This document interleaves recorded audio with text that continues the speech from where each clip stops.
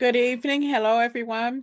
Welcome to the final leadership training on Sunday, our Sunday, December 29th. My name is Miriam Kareem, and I'm welcoming you all to this amazing training. And before we start, we have one trip to the Newbie Corner, the final trip to the Newbie Corner for 2024.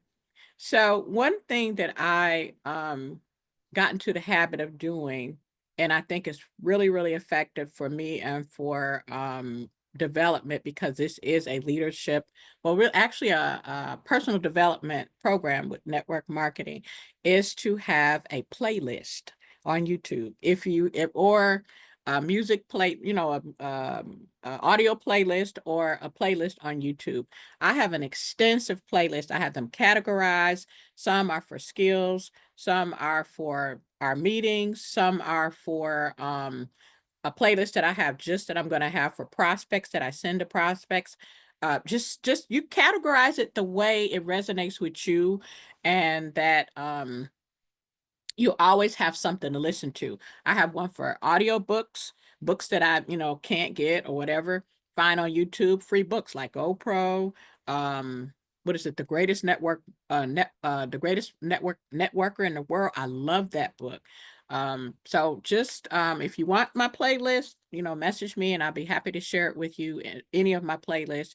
But definitely compile yourself a playlist, any of the recommended books that Coach Will, Coach Marcus, Coach Sonic, all the coaches that they suggest, get those and make a playlist. And that's all I have for today. So without further ado, um, our wonderful trainer tonight is Coach Will Zanders. He is a amazing coach, amazing teacher, has surpassed 7 figures in green organics companies. And Coach Will Zanders, it's my pleasure to have you on. Are you available, sir?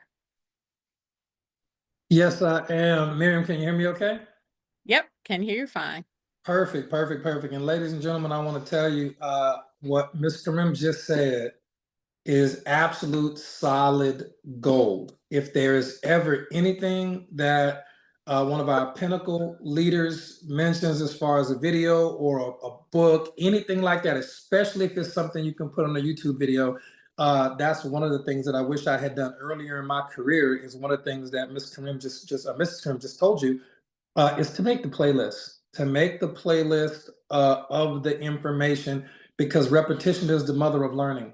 And you're going to need to hear this stuff a ton of times before it goes from your head to your heart and from your heart to your hand. And you start doing the things that are being taught. So I'm going to give you a quote right now. I'm going to elaborate on this quote in the future. But I got this quote from one of the several network marketers in the world who makes $1 million a month. And I want you to write this quote down. And this quote is: personal success will only happen if concrete agreements are made. I'm going to say it again. Personal success will only happen if concrete agreements are made. So that's something that we're going to talk about after the first of the new year. Just what type of agreements, who you got to make them with, and the type of agreements it has to be. And without those concrete agreements, the success simply won't be there. So that being said, ladies and gentlemen, we have a ton of information to cover tonight. I want to thank Coach Marcus and Miriam as well for putting this thing together for us and having these recordings for us to get this information into your hands. And then the replays won't do you any good if you don't watch the replays. Okay. The replays won't do your team that joins in the future any good if you don't put the replays that really resonate with you in a playlist, like Miriam said, a playlist, and then you share that with your new team members as homework assignments after they've already achieved the basics. Okay. After they've learned the basics, you can start to give them some of this advanced leadership knowledge. They might not join your team till next week, next month, next year. Okay. But if you have the information at a convenient playlist for up and coming legions, you know what? Let me share this particular video with this individual because I feel this is what they need at this point in their network marketing journey. So, Miriam, thank you so much for the newbie corner. It's becoming one of my favorite parts of the call. Quite honestly, you simply don't miss with those. So, thank you so much. We appreciate that. Can't wait to see you and your team in Orlando. And also want to congratulate Eileen Cohen-Reichman, one of our newest diamonds. There have been a plethora of diamonds after the last event with Miss Charlotte and Kenya and Corey and Katrina and Tamik and so many others. Eileen's just the last in a what I think will be a huge year for diamonds, and even more important, a huge year for six-figure earners with the Green Organics family of companies. So that being said, ladies and gentlemen, thank you all for hopping on. Let's get you some paper and pen. Let me hop off camera so I can get to my notes and get us out of here before 3 in the morning. I'm kidding, and we will get this the look on Miriam's face. Oh my goodness. Okay, all right. So tonight, ladies and gentlemen, as you already know, we are going to be talking about generational curses. Man, this is a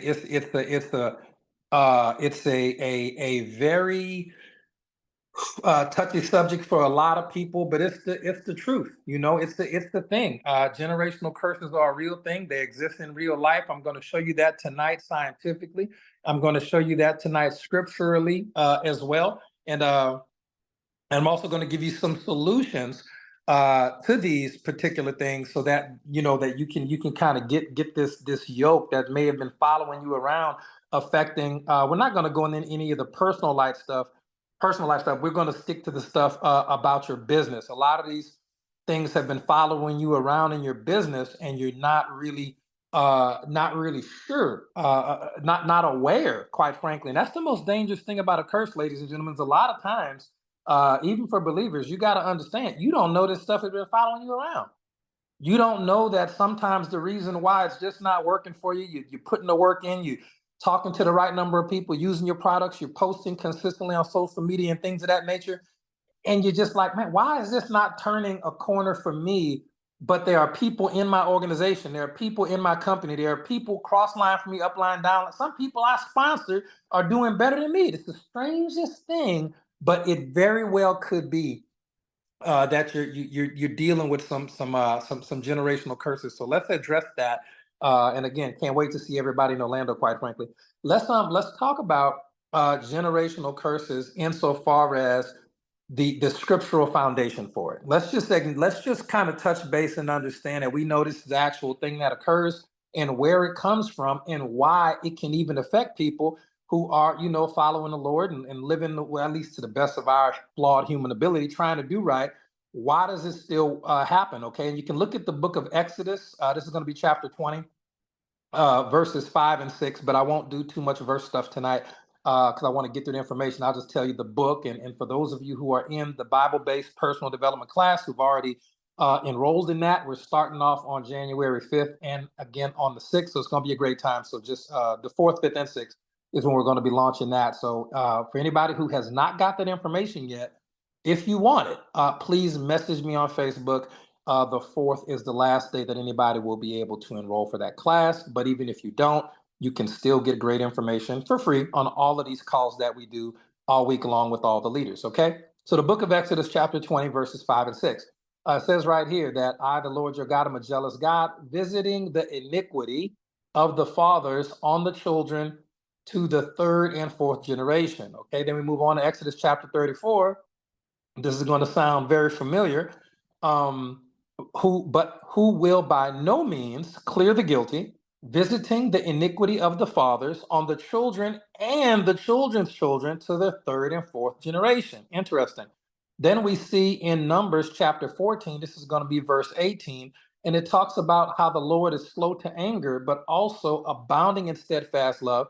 But it says at the end of that verse, the end of verse 18 in chapter 14, it says, he will by no means clear the guilty, visiting the iniquity of the fathers on the children to the third and fourth generation. This is very, very specific. And then in Deuteronomy, it says again, shocker, this is going to sound very familiar, visiting the iniquity of the fathers on the children to the third and fourth generation. So just understand that generational curses are a thing, and you're responsible spiritually and mentally for the wrongdoing of your what would that be, parents, great grandparents, great grandparents, great grandparents. It goes back that far. And so you really got to understand this is a thing. Now, scientifically, this exists in the form of what we call cellular memory. Ladies and gentlemen, you have adopted so much DNA, so many habits, so many inclinations, so many patterns from your great, great, great, great grandparents from back in the day. Scientifically speaking, it says that our cells hold memory for 14 generations. So just know it's a lot that we take on from our parents. And if you didn't have a close relationship with your parents, or didn't know your parents, or didn't really understand their background or the background of their parents' background, especially if you are an African American, or a person of any type of African descent in any country around the world, because of the transatlantic slave trade, you may really not know how far it went back and exactly what type of practices were going on. So this affects everybody, and I'm going to show you a way to identify what curses you may be suffering from. Okay, now I do need to say this because this is a big deal.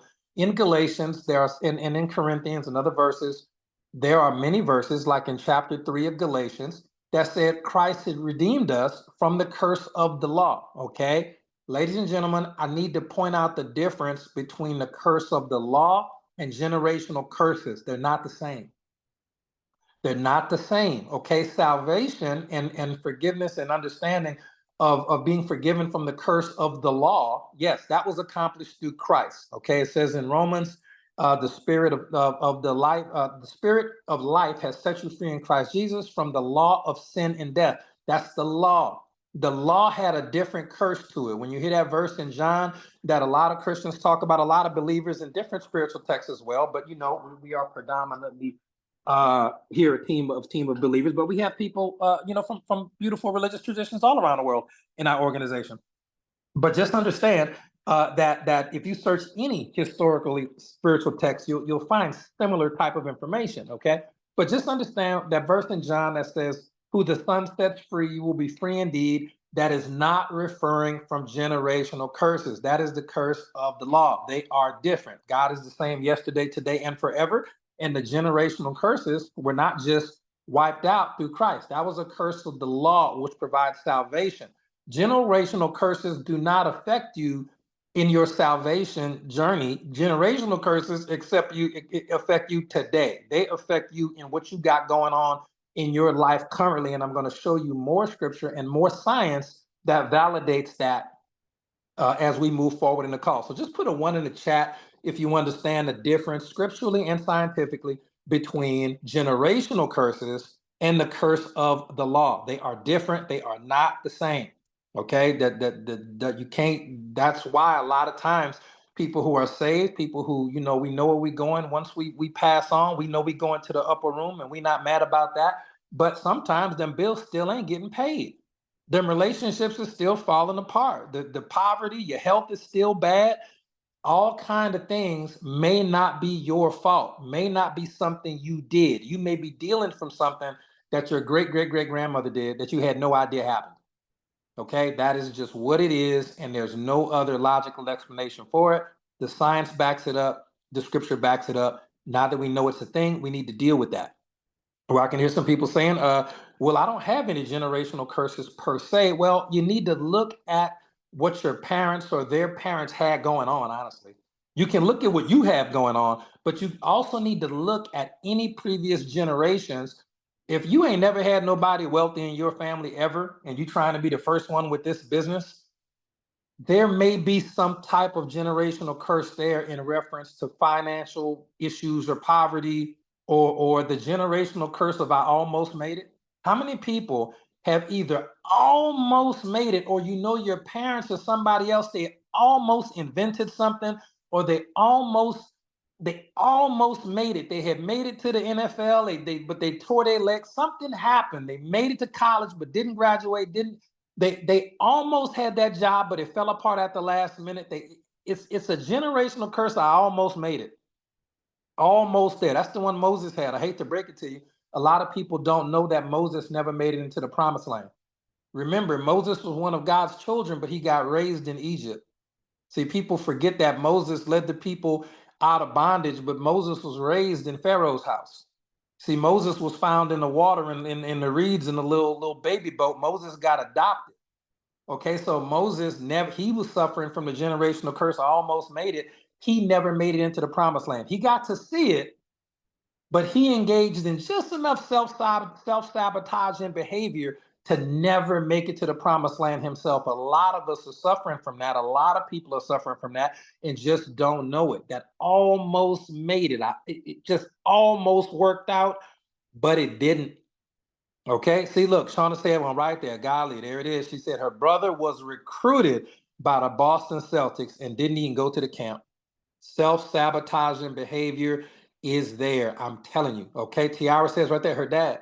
Just by her saying that, I can tell that her father has or had tremendous potential, that he was supposed to do just some amazing things, and he was very, and something just happened. Something just happened. Okay. Something just happened, you know. But let's get back to it. So you can look at the realities of yourself and any previous generations you can find. Okay. It might be finance, it might be poverty, it might be bad relationships, might be divorce, might be estranged relationships with kids, might be just if all the aunties in your family divorce, every last one of them, that's not coincidence. That's probably a generational thing. It could be health. Okay, it could be health. Some people, have heart attack. Parents had this, they had that. It just follows them down. Okay, failure. All right, just failure in anything. So just understand, if the people who came before you exist or existed in that condition, just hear me out. It is going to be probably a result of some type of generational curse, and I'm going to make it make more sense in a second. Now, understand esoterically, and we're gonna take a tangent. The law of mentalism. I just want you to understand that we've talked about it all year long, okay? And we're going to be just probably the last time I talk about it for a long time, for a lot of people, unless you're in the personal development class. Now, esoterically, the law of mind was something that God's people picked up in Egypt. This is actually a good thing, okay? And just know that Moses was raised specifically in Pharaoh's royal palace, and Moses had access to the best teachers in the world. I mean, Egypt, ladies and gentlemen, the people still can't build the pyramids, okay? Egypt has not been eclipsed yet as a certain type of civilization, okay? But when Moses saw the state of his people, he understood he had a different mission. So, although he was raised in Egyptian surroundings, Moses retained his identity as one of God's people, and that compelled him to intervene in the suffering of his people and lead them out of slavery. But the whole time, he was operating with a generational curse of almost there. Okay, just understand that you can literally be accomplishing great things and still fall short of the deepest desire of your heart because of a generational curse. And this is Moses who talked to God face to face as would he a friend. Like, just understand the level. This is Moses who went up to the mountain and came back with the tablets. He came back with the tablets twice. So just understand the level of relationship he was at with God, and Moses couldn't even get out of generational curse.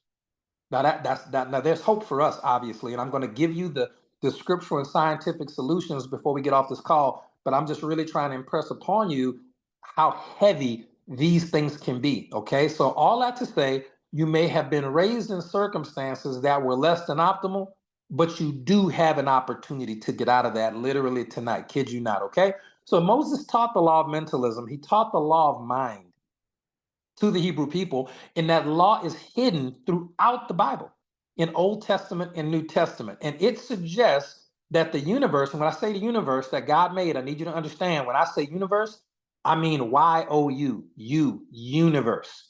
Okay? If you understand the word universe from the standpoint of not UNIVRSE, but universe, the word verse, okay, means words. All right. It's literally you and the words. It's your words. Just understand you're creating your own reality. The universe and all experiences that within it originate from your thought, your mind, the words that you think. Okay. Now that's scientifically valid. You can look up quantum entanglement. You can look up string theory. This is not up for debate in the scientific level. Scripturally, this has been valid for far longer. And you know that because in Proverbs 23:7, it says, as a man thinketh in his heart, so is he. Okay, it's telling you right there, the law of mind is going to help you get over generational curses. Now, that's not enough, to just know that your thoughts dictate your reality. The Bible says it, science says it. I need you to get on board with that, okay? But take this verse. By their fruits ye shall know them. And that's from Matthew chapter 7. By their fruits ye shall know them. Ladies and gentlemen, you're not a tree. So you need to understand you don't create fruit in the literal sense. It's a reference to the law of mind, ladies and gentlemen. Good thoughts bear good fruit, bad thoughts bear bad fruit. I need you to understand that. And I'm going to give you a quote by James Allen, and then I'm going to give you a translation of the words generational curses that will make a lot more sense for you in practical application. Okay, we got a lot to unpack tonight. I'm really glad this is on recording. Okay, here's a quote from James Allen, one of my favorite authors. Okay, man is made or unmade by himself. In the armory of thought, he forges the weapons by which he destroys himself. Okay? I'm going to say it again. Man is made or unmade by himself. In the armory of thought, he forges the weapons by which he destroys himself. Ladies and gentlemen, really understand the armory of thought, your mind, you're creating, you're building the weapons that literally will ruin your life, or you're going to build the tools by which you can build a beautiful life. This is Proverbs 23:7. James Allen wrote a whole book on that, just that one verse, okay? Now, generational curses, I want you to understand it in a different translation, so to speak. I'm going to call it, for the sake of understanding, inherited patterns. Okay, generational curses are also, in a slightly different language, inherited patterns of behavior. Now I'm going to give you some. Okay, now let's talk about Abraham, Isaac, and Jacob. And these are all, Bible patriarchs and whatnot. In Genesis chapter 12, verses 10 through 20, Abraham lied about Sarah being his sister. And, it wasn't a bad reason. They would have probably killed him otherwise. But the point is, Abraham was a liar. You just got to understand that. He didn't believe in God enough to keep him safe, and he lied and said that Sarah was his sister. That wasn't his sister, that was his wife. Okay, we're not going to go into why he said that, but it's what it is. Then his son, little baby Isaac, this is strange. Isaac repeated the same lie about his wife Rebekah in Genesis chapter 26. So Abraham lying about his wife, Isaac lying as well. Now Jacob, who is Isaac's son, took it a step further. Okay? Jacob, who is Isaac's son, this is Abraham's grandchild, deceived his father and stole his brother Esau's blessing. And that's just one chapter later in Genesis 27. So just understand that the pattern of deceit went from child to child to child to child. Okay? It's an inherited pattern of deceitfulness. Okay? It's a generational curse, and all that deceitfulness affected them. Jacob was on the run for his life. Just understand, we're not going to go into all of the things that happened with the generational curses there, but understand that was inherited patterns that he inherited from his grandfather, his grandfather, his grandfather, and his father, and they ended up coming to Jacob, and so on and so forth. Okay? Let me give you another one, because that pattern can affect multiple generations, and those inherited patterns can be passed down. Let's look at David's family. This is one of my favorite examples because David was beloved of God. David was a man after God's own heart, but David had issues. David had issues, ladies and gentlemen. David sinned with Bathsheba. He basically got his homeboy killed, and then got his homeboy's wife pregnant. And that sin that David committed, that missing the mark right there, that led to the death of David's son. David's son died. The baby died. Okay, and it led to strife in his household. But it didn't stop with David, because this is generational.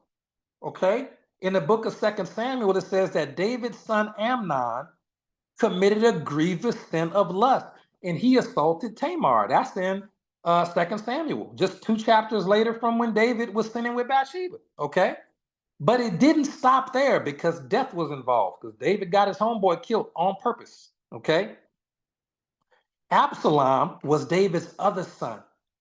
And that son, Absalom, killed his half-brother, Amnon, in revenge for what he did to Tamar. This is just 2 chapters later from that. This is 2 Samuel chapter 15. So you see that David got 2 sons, both exhibiting the same violent, lustful tendencies that he had. Do you see how the generational patterns affect the kids? Okay, and then Absalom, David's son, who killed his brother, being violent for being lustful. Okay, Absalom died during the rebellion because he rebelled against his dad. Absalom said, you didn't kill this dude for violating our sister. So basically, I'm gonna kill him, and now I need to be the king. So he tried to rebel against his father and take over the kingdom. But David's son Absalom died in the rebellion. One of David's one of David's commanders killed him. Okay, so just understand that David's kids is wilding out. Okay, now look at the generations of it though. Amnon was David's oldest son and the half brother to Absalom. Absalom was David's third son. He was Tamar's full brother, that was his sister, and he was the half brother to Amnon and David's other son. Who's David's most famous son? So let me see who has even read the book one time. Who is David's most famous son? I'll just name 2 of his sons that y'all might not know. Thank you, Greta. Solomon. Yes, that's David's most famous son, is going to be Solomon. Okay, now Solomon is not exempt from this generational curse either. Solomon was either going to suffer from the generational curse of violence and rebellion or lust, because David had them both in spades. Skip the generation. Solomon is suffering from lust. Solomon, ladies and gentlemen, was the wisest man in the Bible, spoke to God as a boy, got wisdom beyond anybody else in history, and yet, because he was suffering from the generational curse of lust and didn't have the wisdom to break it, which is crazy, Solomon had, and this is in 1 Kings chapter 11, Solomon had 700 wives and 300 concubines. And because of that, that's 1,000 women, ladies and gentlemen. Because of that, Solomon turned to idolatry. He worshiped the gods that weren't God, all these other type of gods. And then God declared, as a result of his foolishness, God said this. He said, I will surely tear the kingdom from you and give it to your servant, yet for the sake of your father David, I will not do it, Solomon, in your days, but I will tear it out of the hand of your son. God is already telling Solomon, we about to have another generation of foolishness. I'm just letting you know, I'm going to keep this curse going until y'all figure it out. And that was from 1 Kings chapter 11, okay? So all of those family relationships were marked by family drama, tragedy, deceit, lust, violence, rivalry, betrayal, loss, all of that. And the way it was passed down, it reflects generational curses, but really generational patterns. Okay, so if we're clear, okay, put a one, yeah, some were for political reasons, Greta, back then, yeah, but not 700. Not 700. If that was the case, Solomon would have married off his sons to make political things. This was just Solomon being lustful, a lot of it, okay?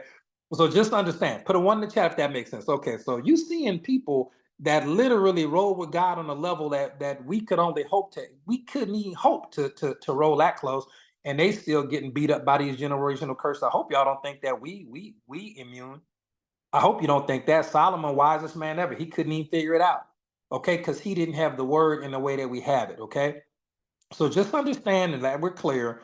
There are observations, and if anywhere in your family, and I mean anywhere, brother, daddy, sister, mama, grandma, anywhere up in there, if you observe continuous streaks of failure, self-sabotage, divorce, poverty, lust, drugs, you name it, it could quite possibly be a generational curse, these inherited patterns.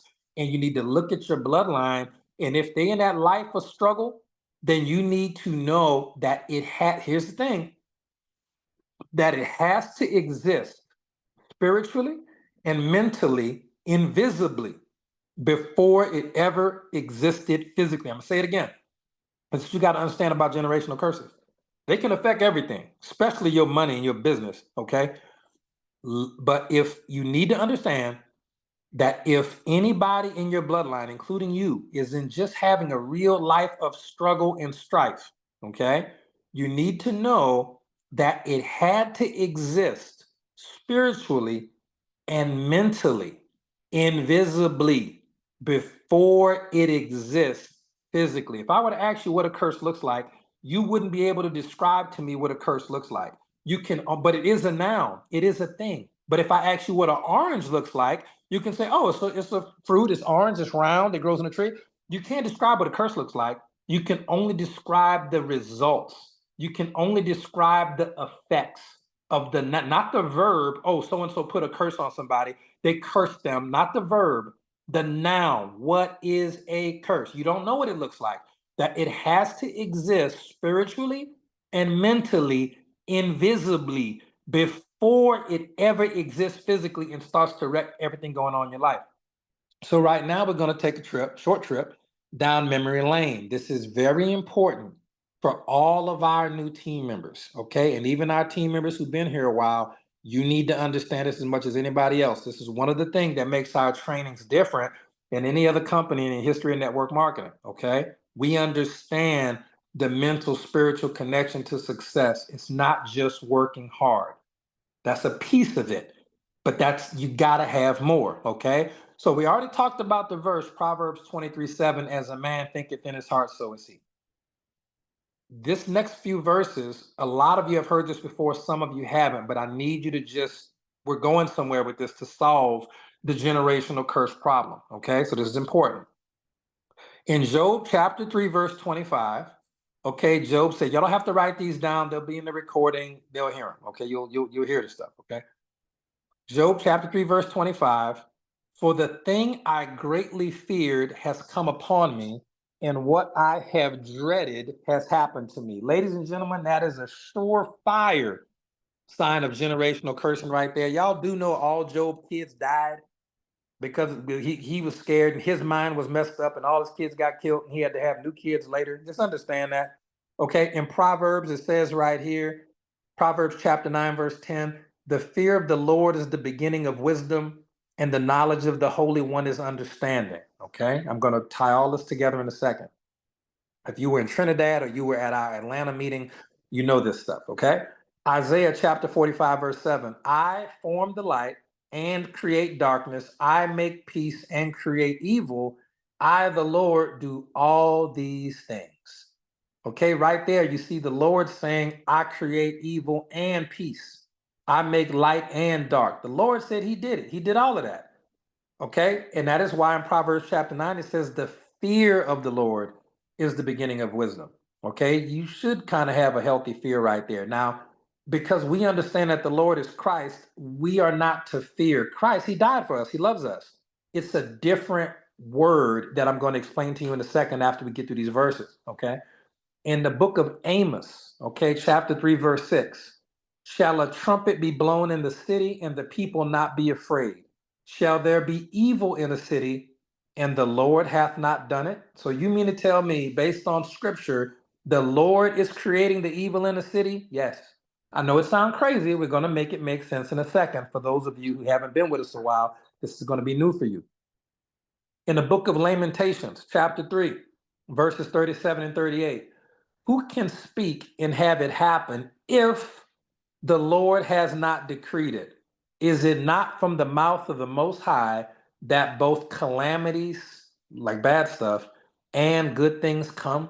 And then in Deuteronomy, one of my favorite verses, chapter 32, verse 39, see now that I, even I am he, and there is no God with me. Okay, so it's the Lord talking. Ain't no God with him. We talking about Lord right now.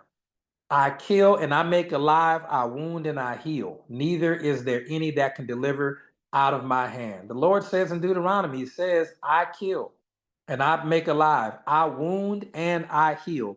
And Job understood this at some point. So Job said right there, in chapter 2, Job says, shall we accept good from God and not trouble? God understood that there's only one creative force in the world. And then in Proverbs right there, for those of you who still just aren't getting it, in Proverbs chapter 16, verse 4, it says, the Lord hath made all things for himself, yes, even the wicked for the day of evil. The Lord made the wicked too, ladies and gentlemen. Last one we'll give you is Proverbs chapter 14, verse 26. In the fear of the Lord is strong confidence, and his children should have a place of refuge. And I'm going to come back to that one. It's very important. But notice all the places in the Bible, and there are plenty more verses that talk about the fact that the Lord creates good and bad, evil, death, and life, and all of these things.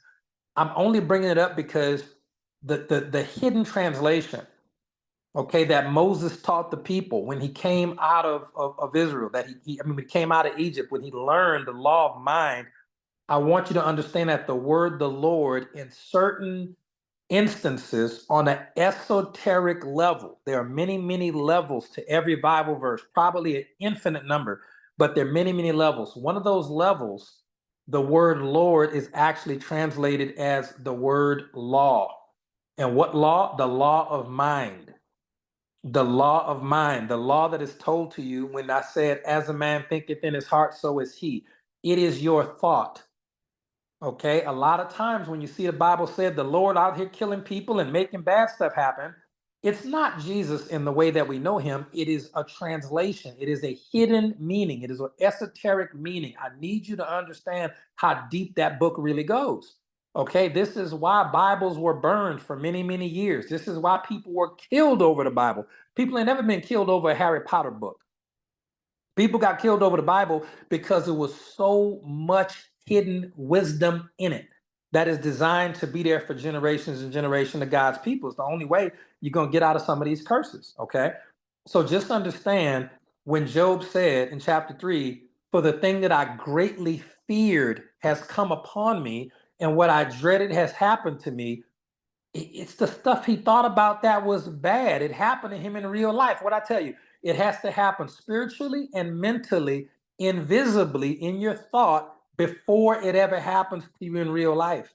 That's why in Proverbs chapter 9 said, the fear of the Lord is the beginning of wisdom. It's the fear of the law. You should be afraid that your thought can create evil and good in your life. You should really start to monitor what you think about. Okay? It says in the book of Isaiah, chapter 45, he says right there, I form the light and I create darkness. I make peace and I create evil. I, the Lord, do all these things. I, the law, do all these things. It's the law of your mind. Ladies and gentlemen, the things I have, the 20 acres in Texas, the 10 acres in the Ozarks, and all of this type of stuff, I thought about this stuff 15 years ago when I was a broke cop living check to check. I didn't know how I would get it, but I thought about it every day. Vision board, all of that. And when I started network marketing and I learned personal development and I read the Bible cover to cover 5 times and went to Bible college to really get a deeper understanding of this word, all of that stuff started to happen. You have to understand the law. Everybody uses the law every day. Like it or not, atheist or not, get over it.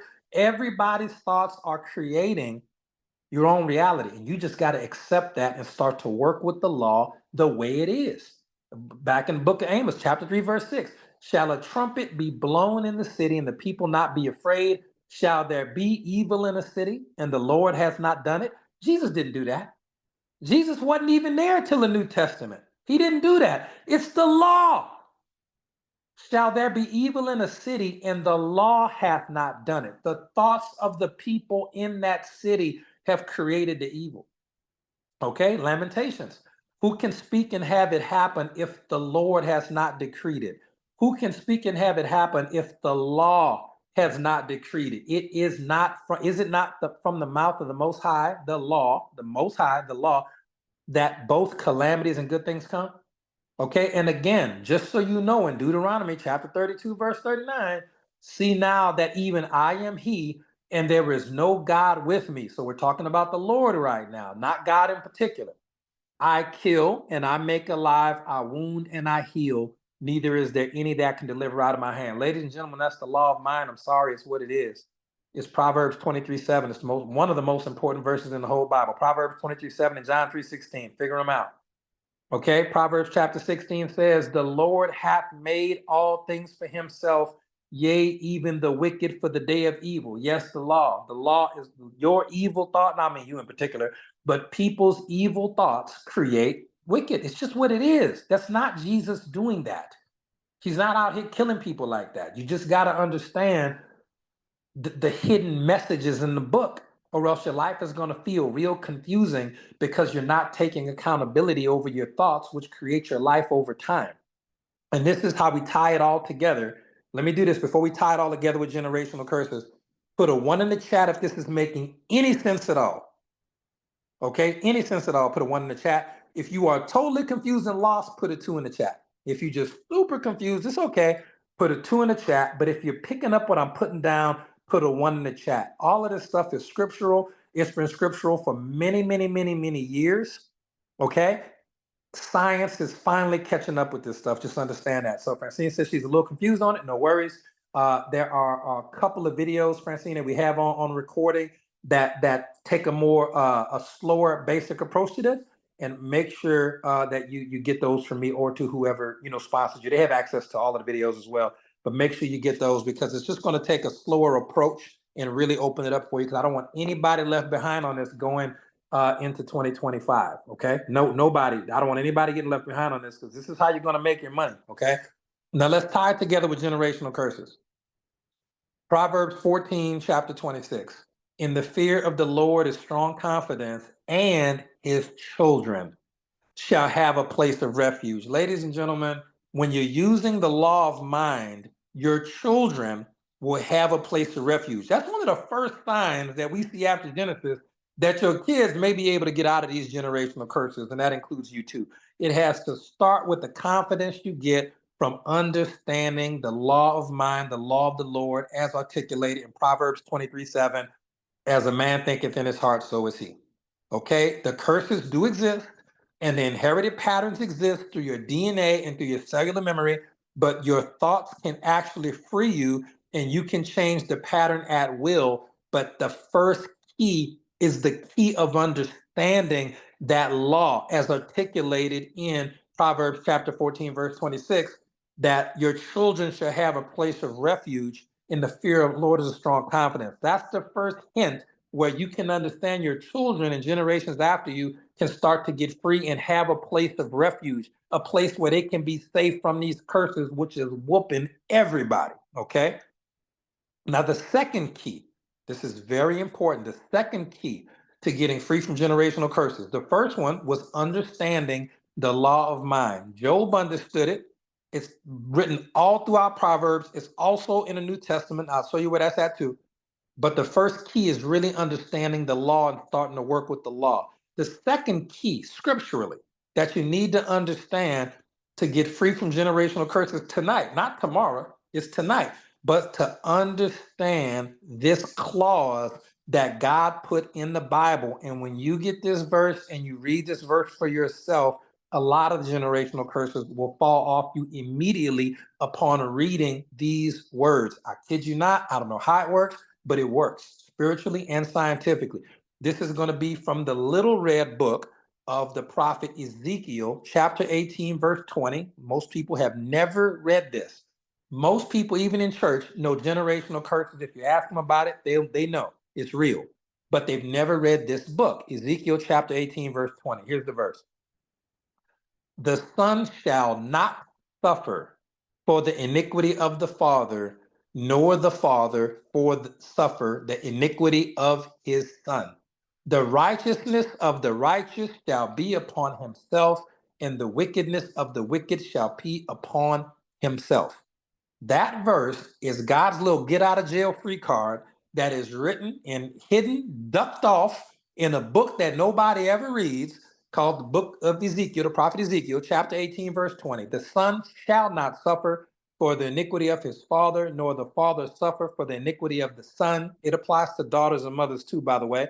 But the Bible was written during the male-dominated time period. We can understand that. The righteousness of the righteous shall be upon himself, and the wickedness of the wicked shall be upon himself. Right there, ladies and gentlemen, when you read that book, when you read that verse for yourself, when you read that out loud for yourself, okay, you will automatically invoke the get out of jail free card for God for 99%, if not all, the generational curses. It is really that simple. But God hid that get out of jail free card right in the middle of the book where nobody would look. Don't think for 1 second that he didn't have a way for people who study to show thyself approved to get up out of all this generational curse foolishness. Okay, this is why the book is so important. But again, that verse is probably never taught in church anywhere, almost ever. And that's life. I don't know why, but it's not. Okay. Now, let me give you the third key. And the third key is going to come from the New Testament. Yeah, we could actually wrap up the call. We could actually wrap up the call with that second one right there, and it'll do a lot for you. Here's the best part. You don't understand, you don't have to understand how it works. You don't even have to understand how it works. Just read it. I kid you not. If you don't understand Spanish, but I give you a sentence to read in Spanish, and you go to Mexico and you read that sentence out loud, everybody will understand what it means. You might not, but if you read it, you're going to get a certain response from all of the people there in Spain. If you go to Canada, to one of the French-speaking provinces, and you don't understand French to save your life, but if I give you a sentence in French and you read it out in French the way using the words are, everybody, oh, you need a restroom? The bathroom is right over here. The bathroom is right over here. So you don't have to understand how the words work. You don't have to, none of that. Just read it and be happy that the generational curses are going to fall off your life as soon as your head hit the pillow. It's going to be the strangest thing. And some of you are going to write it off as coincidence. Some of you are going to try to write it off as, oh, things just started going good in your life because you've been working hard, and the work that Tom, you better tell them it ain't you, it ain't me, it's the word. I hate to break it to you, it's how it works. It's how it works. Okay, and that's why it's so important to find it in the Old Testament there. Okay, because it's very important. And yeah, believe it, we do it all the time. Because Marcus just put a bomb in the chat. That I do it all the time. None of this information come from me. This is a gift that I received from God because I just stayed in that word till I was blue in the face, and He was like, "All right, I guess if you're gonna keep reading, I may as well help you make sense of it." And I'm grateful for that. Okay. Now here's the third key. Matthew chapter 9, verse 29. Jesus said, according to your faith shall it be done unto you. And that is just really wrapping it up and putting a bow on all the Old Testament teaching that we covered tonight, is Jesus summarizing it beautifully.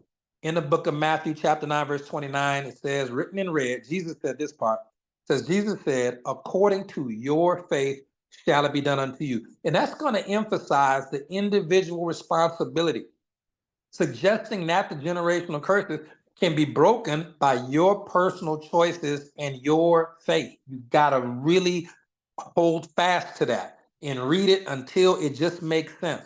Okay. So you need to be now, and again, it's very, very simple. Don't expect a really complicated formula to getting rid of generational curses. It's just number one, understanding the law of the mind, the way it's in the Bible cover to cover. Number two, understanding God's get out of jail free card in the book of Ezekiel, one of my favorite verses ever there. You're responsible for what you do. He is not going to blame you for what your daddy did if you understand that. And then the third key, once you understand that the generational curses aren't there, you still have to take control of your mind and your thoughts, because according to your faith, your belief, your expectation, according to your faith shall it be done unto you. Okay, now that's how that works. All right. He gave you the weapon of knowledge and understanding, number one. He gave you the weapon of self-awareness and individual responsibility in Ezekiel. And then in Matthew, he gave you the weapon of faith to create your own reality. Now, as we close the call, okay, and put again, if you don't understand, I get it. But if you do understand generational curses and how to get rid of generational curses according to scripture, I have given you there's nothing I made up, it's all in the book. Okay, all in the book. Let's close this stuff out with one of the verses from the Lord's Prayer. All right. And this particular part of it says, everybody knows it, says, thy kingdom come, thy will be done in earth as it is in heaven. Okay. So just understand that verse.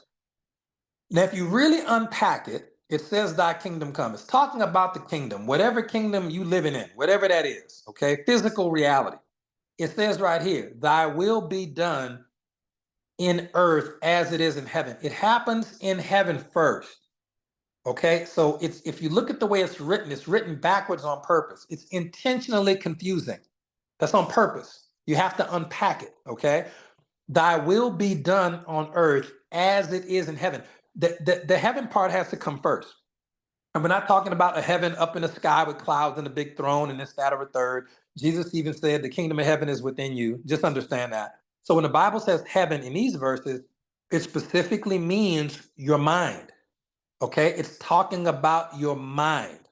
All right, heaven is the invisible realm of thought and creation of reality. That is what it is. Jesus told me, said, God, they said, Jesus, teacher, tell us, where's the kingdom of heaven? We trying to find it. Where's it at?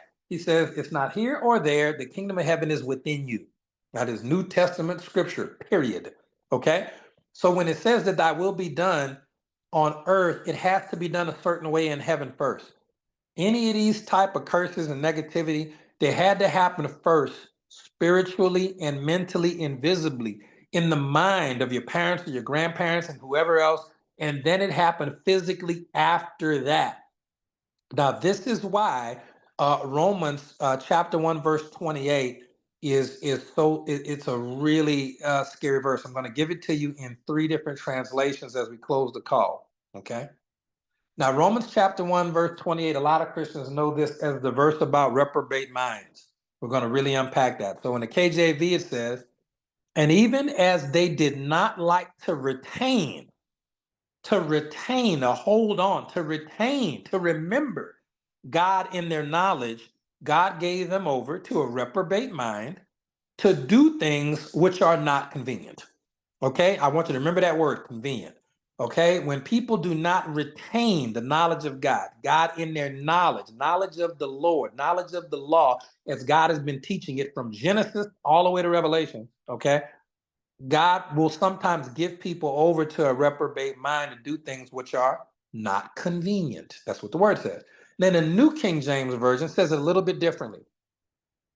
And this is all again, Romans chapter 1, verse 28.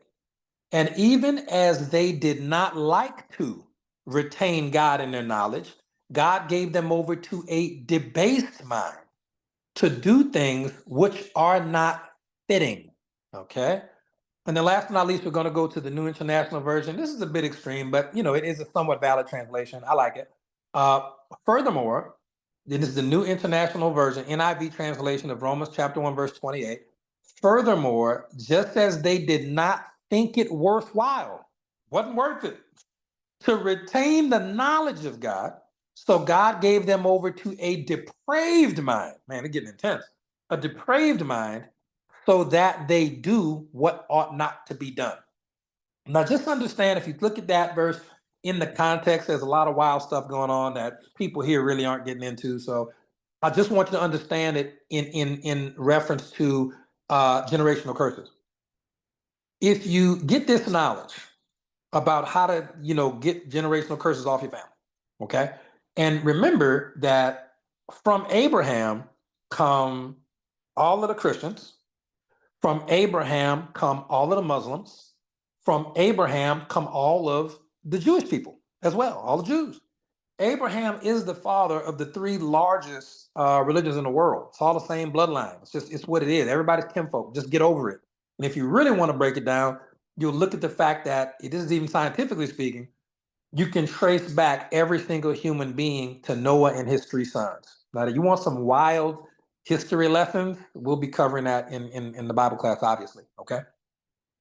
But if you look at what is said in these verses, God gave them over to a certain mindset to the point where they did things which were inconvenient, doing things that not ought to be done. The reason why the verse is so scary is because once you get a certain type of knowledge of God, especially in reference to a certain area, if you do not think it worthwhile to retain the knowledge, God will give you over to a debased mind. Now, what is that? When I look at debased mind, we don't mean the immoral, crazy version happening in the Bible at the time. I want you to really look at the word debased. It means away from the base, away from the foundation. It means away from the basics. In network marketing, ladies and gentlemen, when we give you this information and provide it for you, and you get it, but you don't use it, you don't retain it, at some point, your mind is just gonna kind of forget about it. And you're going to know that you've forgotten about the fact that you can create your own reality in this business with your thought, words, actions, beliefs, your faith, your expectation. When you really just say, you know what, nah, I'm good. I'm not going to use it, not going to retain it, not going to remember it, not going to implement it. your mind is going to shift to a debased state. And when I say debased, I don't mean immorally crazy. I mean debased as in D, as in detached. D means gone, not a part of, like divide, devalued, stuff like that. Debased means you're no longer going to operate in the basics. And in business, it means you're going to get away from the basics of network marketing. You're going to start to do things which are not convenient. You're going to start to do things in your business that ought not to be done. You're going to get away from the basics because you didn't retain the knowledge, the skills, the wisdom of success principles that were giving you specifically from the word to build your business and create a life that nobody in your family ever had. When you're getting away from the basics with a debased mind, you're doing things that ought to be done. And these things end up being quite inconvenient for you. Okay? It is very inconvenient. Why would you go a day without learning a new skill or watching a video about skills or watching a video about motivation or influence or personal development? Why would you even go a day? Why would you go a day? That's inconvenient. That's something that not ought to be done. Why would you not have your auto ship at the level that makes you the amount of money you want to make? Like what? That's inconvenient. That ought not to be done. That's the basics. Learning and having your auto ship. You're getting away from the basics. Why would you not have your auto ship on the first of the month? It's the most important financial obligation you have to build your financial future. If I had to choose between mortgage and auto ship, I would do auto ship because auto ship leads to the mortgage. You don't understand. It's what it is. The auto ship make me money. This thousands and thousands and thousands of dollars mortgage is not making me money. The auto ship makes me money. It makes income. Just understand that. I don't want to get away from the basics. Why would you be buying soap and deodorant and toothpaste from Walmart or Target and not from your store? You're getting away from the basics. That don't make no sense. That's inconvenient. That's something that not everybody uses soap and deodorant and toothpaste. Why would you get it from Walmart? You don't even get paid to shop at Walmart or Target. What are you doing? Amazon. What are you doing? That's something that not ought to be done. That's something that's going to be real inconvenient. When you see other people getting their $25,000 commission check and their $50,000 commission check, and Seymour and Charlotte with these $90,000 commission checks, it's real inconvenient. I can tell you where they shop at. Why would you not be attending these online free trainings and promoting these free trainings to your teams and getting the recordings immediately and watching them again? That's inconvenient. That not ought to be done. Why would you not be logging into your back office every day to click on 3 links a day to learn all there is to learn? Why not? That's going to be real inconvenient. That not ought to be done. When you neglect the mindsets and the proper, listen, do the things that ought to be done. It's convenient. Because if you take this information that we gave you and you put it into practice, the generational curse is already gone. You handled that when you read that verse out loud and you believed it in your heart. That's over with. You never have to worry about that again. But now you can't just get away from it. You need to retain that information and you need to do the things that need to be done, things that are convenient. Stick to the basics, the things that are convenient for you to have the results that you said you wanted when you joined this business. Okay? Period, point blank, end of story. Look, Jessica said the auto ship is not a bill. It is an investment into your health and wealth. Period, point blank, end of story. If you auto ship on the first of the month, you're getting away from the systems. You are getting away from the basics. You got to really watch that. Okay? And it's the last thing I'm going to tell you. I don't know who this is for. The last thing I'm going to tell you. And if this information resonated with you, put a 1 in the chat. Just if it resonated with you, put a 1 in the chat. Y'all in for a treat in 2025, especially our Bible-based personal development class members. Y'all in for some super treats. I got some exercises for y'all. Y'all gonna love it. Okay, but that being said, that's the information we have tonight. I'm gonna close with this. Ladies and gentlemen, when you get information, this is serious. When you get information, yeah, if you already registered for the Bible-based personal development class, put a fire emoji in the chat. Let me see. You got the fire. What a fire if you already registered. Put some fire emojis in the chat. I cannot wait to share with y'all. Y'all thought this was good. Y'all ain't seen nothing yet. Y'all, this is basic. This is basic. This is 101 level. Y'all ain't ready for graduate. Yeah, get them fire emojis in the chat. Yeah, y'all gonna have a blast. All right, but that being said, when you get this information and you start to use it, if you stop using the information and stop building your business, just hear me out. Hear me out.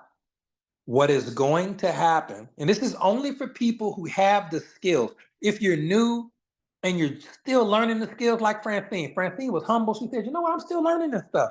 And we're so proud of Francine. She made her first $500 in commission. She's not even in America, she's in Canada. The company's not even based over there. You know how difficult that is? Okay. And she's doing so well. And she's learning the basics and getting it down. So this isn't what I'm about to say is not for the newer people who I think Kat might even be on the call. One of our new team members. Just getting it figured out. This is not for the new people. Brianna's still relatively new. This is not for our new people. This statement I'm about to give you. This statement, there she is, she's on the call. See, yeah, people on the call getting this information.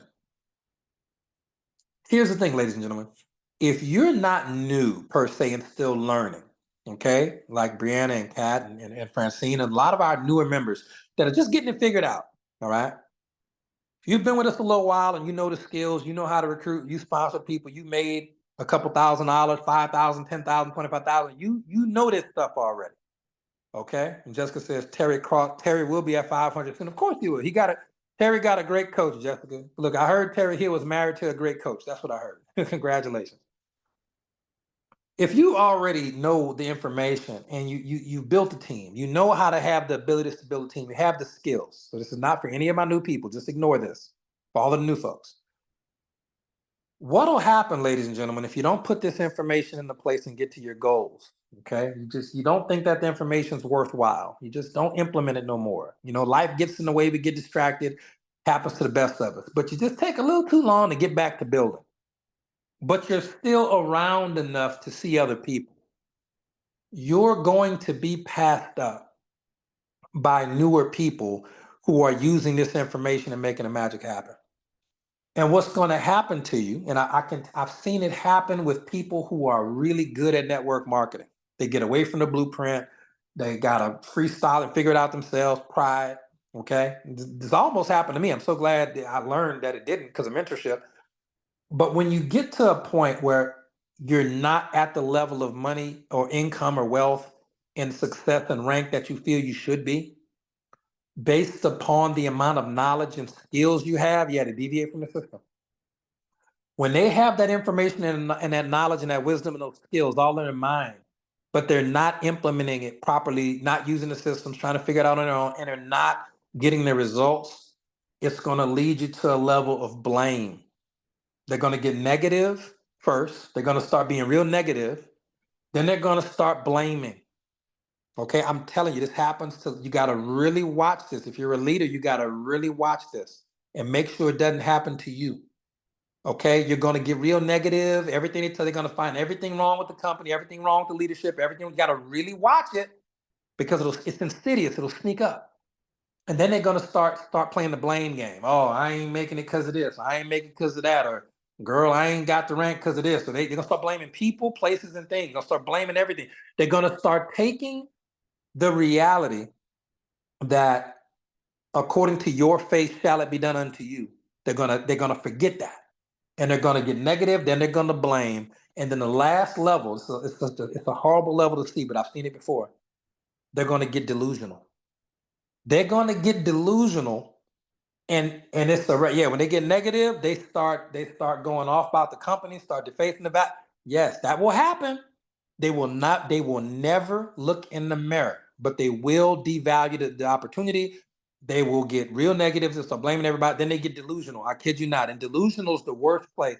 The worst place to see a network marketer with potential and skill and wisdom and knowledge is going to be a state of blaming everything but themselves, and a state of delusion and negativity. And the delusion is when they say, oh, this business don't work, this, that, or third company ain't no good, they ain't getting nothing together, everything going on. But yet, you will have people day in and day out on the leaderboard, and even people not on the leaderboard. People that's hitting diamond, people that's hitting silver, people that's hitting $500, people that's hitting 1,000, people hitting 5,000, people hitting 25, and so on and so forth. You'll have people succeeding all around them, but they will be in such a state of delusion that they will just act like that's not happening. Like it's not happening every single day with these companies. These companies are amazing. Okay. And I just want you to understand the level of opportunity you have, and don't quit on it. And don't quit on yourself, even on the hard days. Just know that according to your faith, it's going to be done unto you. And whatever you got to do to build your faith and build your belief, that is going to reflect in your physical reality. It's not going to be instantaneous. It's going to take a little bit of time. Okay? And that's why it says, Thy will be done in earth as it is in heaven. It has to be done. It's coming. Okay? You just got to understand it's a process.